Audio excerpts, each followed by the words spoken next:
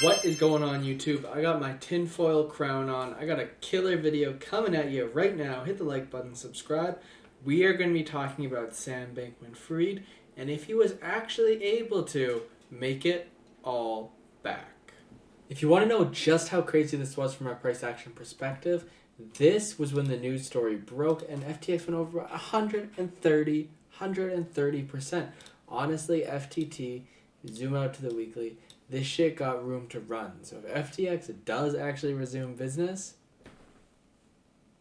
it should have gone to zero, but it didn't. So maybe there's an opportunity.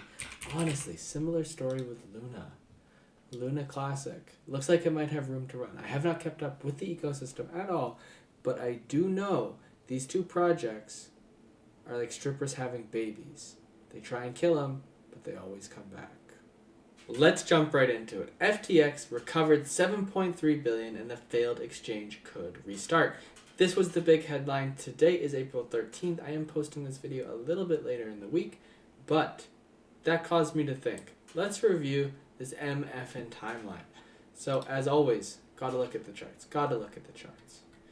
This November candle over here, this was when the FTX insolvency happened, right? So this top of the candle was 21K, the bottom of the next candle was 15.6. So I guess one could say this volatility caused by FTX. Reasonable assumption. So Sam Bankman-Fried, he was sitting pretty in the Bahamas doing Adderall and having sex with ugly women. I mean, I guess ugly is subjective, so I plead the fifth. All the way until December 12th.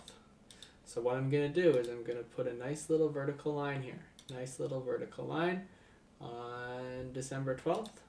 I'm going to add a text. SBF arrested. Sorry, I had to think about that. Going to make it gray. Okay, cool. We agree. SBF was arrested. If you want proof, Google. Cool. So at that point in time, the narrative was $8.9 billion missing. Where the F did that money go? Right? That money is gone. So now, the next important thing, after he got arrested, he was extradited to the US and given unregulated access of the internet. That unregulated access to the internet was maintained until February 14th. Until February 14th, he had complete unrestricted access to the internet. So if we go all the way to here. All right, vertical line right there. Oh, not the arrow. We want the vertical line.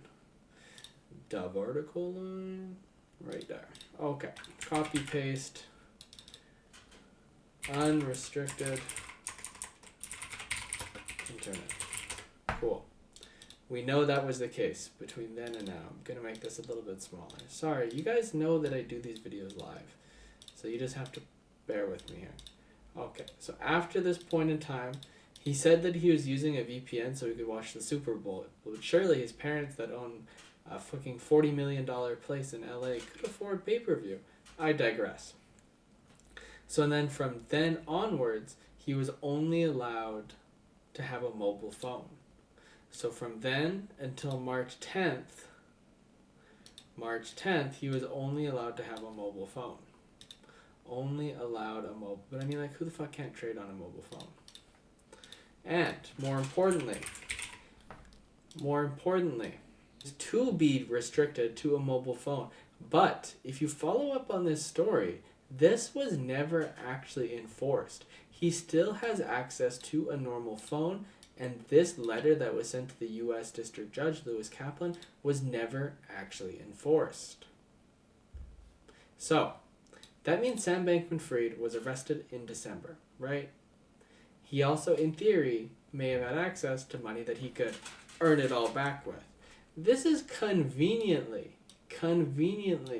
the bottom of the bull market, right? Basically, from the time Sam is arrested to now, Bitcoin's gone up 76% and the crypto has seen substantial market cap gains. He had unrestricted access to the internet for the largest bottom to top gain of the bull market, had mobile access, and still continues to have mobile access. Now, conveniently, Conveniently, the exchange has recovered $7.3 billion and they are ready to restart services. FTX may reopen its crypto exchange operations, the situation is stabilized, and the dumpster fire is out. Or did Sam make it all back? Obviously, that's a meme in the crypto community, but when you look at the timeline and the different points in time when he had access to technology and when he didn't, my tinfoil crown is picking something up. So let me know in the comments if you think this theory has any merit or if this is a totally legit and organic crypto bull market.